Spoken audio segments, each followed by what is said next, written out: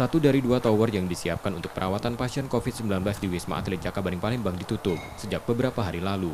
Hal itu menyusul tidak ada penambahan pasien terhitung 14 September kemarin. Penutupan tower bersifat sementara untuk menghemat biaya sewa yang berkisar 8,5 juta rupiah per hari untuk satu tower. Saat ini hanya satu tower yang disiapkan, dengan kapasitas 35 kamar, terdiri dari 2 hingga 3 tempat tidur. Tenaga kesehatan juga dikurangi 50% sebanyak 30 orang yang bertugas melakukan pemeriksaan kesiapan obat-obatan dan pendataan.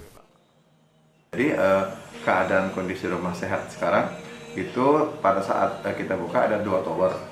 Nah, berhubung selama perjalanan ini kasus menurun, jadi sejak awal Oktober kita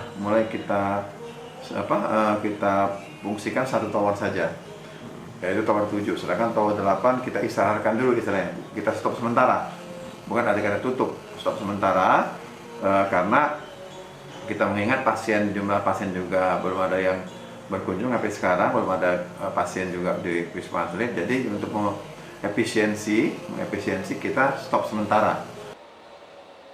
Sejak Wisma Atlet Jakabaring Palembang dibuka kembali untuk perawatan pasien COVID-19 bergejala ringan, sudah 690 pasien yang dirawat, 25 dirujuk dan 664 dinyatakan sembuh.